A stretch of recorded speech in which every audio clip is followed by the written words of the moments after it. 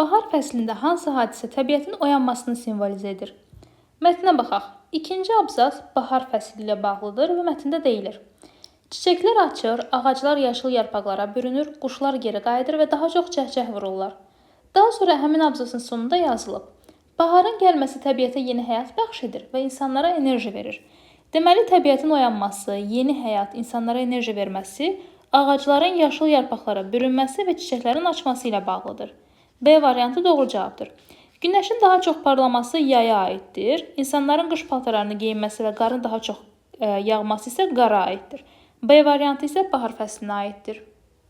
Yay fəslində havanın isti olması hansı hadisələrə səbəb olur? Mətndə yay fəsli ilə bağlı danışılan abzasa baxaq. Qeyd olunub: Bu dövrdə meyvə və tərəvəzlər yetişir. Meyvələr yetişir. Növbəti abzasda yazılıb: Yay həm də səyyahların ən çox səyahət etdiyi dövrdür. Çünki hava əlverişlidir və insanlar təbiətin gözəlliklərindən daha çox faydalana bilirlər. İnsanlar səyahətə çıxır. C variantı oldu doğru cavab. Payız fəsli ilə bağlı hansı ifadə doğrudur? Mətndə payız fəsli ilə bağlı danışılan hissədə qeyd olunur: Bu fəsildə əkinçilər məhsullarını yığır, çünki meyvə və tərəvəzlər yetişmiş olur. Davam edək. Payız həm də məktəblərin açıldığı fəsildir. Uşaqlar yay tətilindən sonra məktəbə qayıdır və dərslərini davam edir. Deməli, məktəblər açılır və əkinçilər məhsullarını yığır. C variantı doğru cavabdır. Hansı fəsildə insanlar daha çox isti paltar geyinirlər və səbəb nədir? Mətndə qış fəsli ilə bağlı danışılan abzasda yazılıb: Hava çox soyuyur, qar yağır və çaylar donur. İnsanlar isti geyimlər geyinir, soba və istilik sistemlərindən istifadə edirlər. Deməli, qış fəslində çünki hava soyuyur və qar yağır. D variantı doğru cavabdır. Uşaqlar qış fəslində hansı fəaliyyətlərdən zövq alırlar? Mətndə yazılıb: Uşaqlar qış fəslini çox sevirlər. Çünki qartopu oynamaq, qar adamı düzəltmək və buz üzərində sürüşmək üçün əla fürsətdir. Qartopu oynamaq, qar adamı düzəltmək və buz üzərində sürüşmək. A variantı doğru cavabdır. Hansı cümlənin feili xəbəri nə edir sualına cavab verir? Vaza yerə düşüb qırıldı. Nə etdi? Qırıldı. Nə edir? Olmadı. Nə etdi? Oldu. Fabrika yeni işçilər gələcək. Nə edəcək? Gələcək. Yenə nə edir? Olmadı. Güzgüyə baxıb saçlarını daradı. Nə etdi? Daradı. Yenə nə edir? Olmadı. Çöldə şiddətli yağış yağır. Nə edir? Yağır. Cavabımızı tapdıq. Doğru cavab D variantındadır. Hansı cümlədə o şəxs əvəzliyidir? A. O çantanı alacağam. Hansı? O çanta. Hansı çanta? O çanta. İşarə əvəzliyi oldu. O çalışqan və məsuliyyətli şagirddir. Kim? O. Şəxs əvəzliyi oldu. Biz artıq cavabı tapdıq. C-yə baxaq. Biz o mağazanın qarşısında dayandıq. Hansı mağaza? O mağaza. Yenə işarə əvəzliyi oldu. O həkim bizim binada qalır. Hansı həkim? O həkim. İşarə əvəzliyi oldu. Deməli, şəxs əvəzliyi sadəcə B variantındadır. Hansı ədat həm də qoşma kimi işlənə bilər? Təkcə ədatı var, qoşması yoxdur. Elə ədatı var, qoşması yoxdur. Çox ədatı var, qoşması yoxdur. Amma tək sözünü həm ədat, həm də qoşma kimi istifadə edə bilərik. Məsələn, mən tək sənə güvənirəm. Burada tək ədat oldu. Amma desək ki, o günəş tək parlayırdı, burada tək qoşma oldu. C variantı doğru cavabdır. Neçə nömrəli söz cümlədə mübtəda kimi işlənə bilər? İşlərini həvəslə təqdim edirdi rəssam. Dostlar, biz bu sözlərdən istifadə edərək cümlə düzəlsək necə olar? Gəlin yazaq. Rəssam işlərini həvəslə təqdim edirdi. Bu cümlənin mübtədası hansıdır?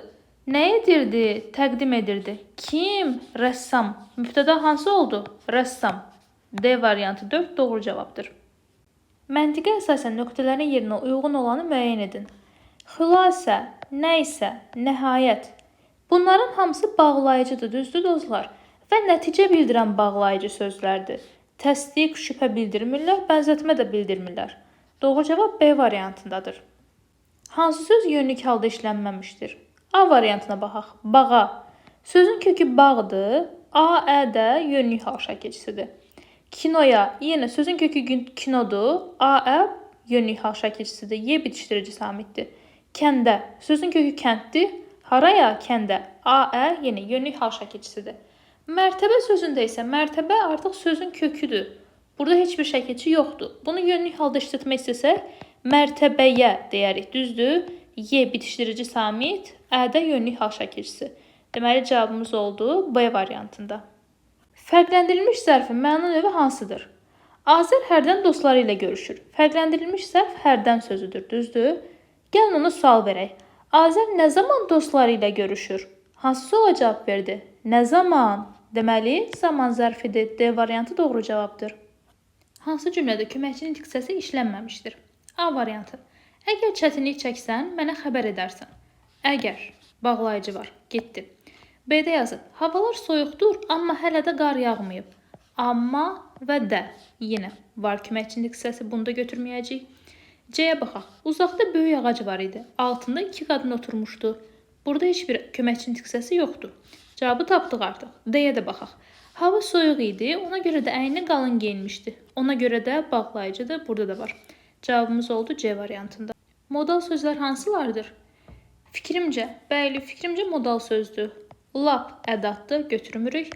Əlbəttə modal sözdür, götürürük. Daha isə ədatdır, bunu da götürmürük. Cavab oldu 1-3 C variantında. İsmi xəbərli cümlələr hansılardır? Bir-bir təhlil eləyək.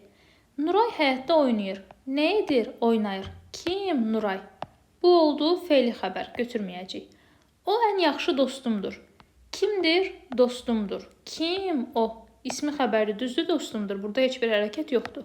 2-ni götürürük. Bu bina 5 mərtəbəlidir. Necədir? 5 mərtəbəlidir. Nə? Bina. Necədir? Bu da oldu ismi xəbər. 3-ü də götürürük. Müəllim uşaqları saydı. Nə etdi? Saydı. Kim? Müəllim.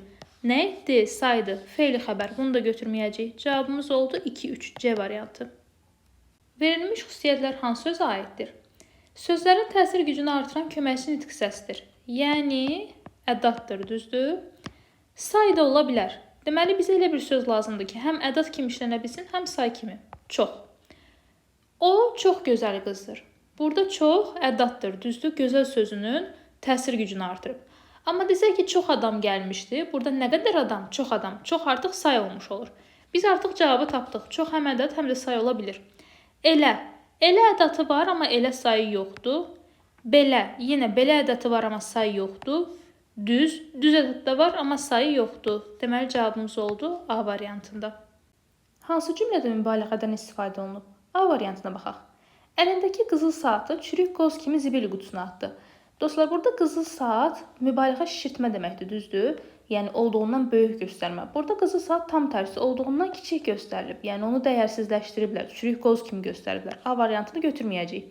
Kişi o qədər arıqdır ki, üfürsən yıxılar. Yenə, bir insan üfürsə yıxıla bilməz, düzdür? Yəni, heç bir insan o qədər arıq deyil. Amma burada kişinin arıqlığını daha da kiçildib, məcazi mənada istifadə ediblər. C-yə baxaq. Ananın səsindən yer göy lərzəyə gəldi. Biz cavabımızı tapdıq. Niyə? Çünki insanın səsi o qədər güclü deyil ki, yeri göyü tərpətsin. Amma burada ananın səsini olduğundan daha güclü göstəriblər. Sanki yeri göyü lərzəyə salacaq qədər güclüdür. Şişirdiblər, olduğundan güclü göstəriblər. C variantı doğru cavabdır. Onun heç kefi yox idi. Burada ümumiyyətlə heç bir təsvir ifadə vasitəsi istifadə olunmayıb. Doğru cavab oldu C variantında. Verilmiş cümlədə hansı cümlə üzvü iştirak etmir? Süfrəni sakitcə yığdı. Nə etdi? Yığdı. Kim? O. O süfrəni sakitcə yığdı. Mübtəda verilməyib, düzdür? Biz artıq cavabı tapdıq. Gəlin o birlərə də baxaq. Xəbər var, bəli. Nəyi yığdı? Süfrəni. Tamamlıqda var. Necə yığdı? Sakitcə. Zərflikdə var. Deməli, mübtəda yoxdur. A variantı doğru cavabdır. Hansı variant səhvdir? Biz şəxs əvəzli idi, bəli, bu doğrudur. Belə işarə əvəzli idi, bu da doğrudur. Həmin işarə əvəzli idi, bu da doğrudur. Amma mən işarə əvəzliyi deyil, dostlar, şəxs əvəzliyi olmalı idi. Bu yanlışdır. Şərtdə də bizdən yanlış istədiyinə görə cavab D variantında oldu. Sadə cümlədə fikrin bitdiyini hansı durğu işarəsi ilə göstərmək olmaz? Dostlar, fikrin bitdiyini biz sadə cümlədə nöqtə, nida ya da sualla göstəririk. Vergüllə bitmiş fikir ifadə olunmur. D variantı yanlışdır.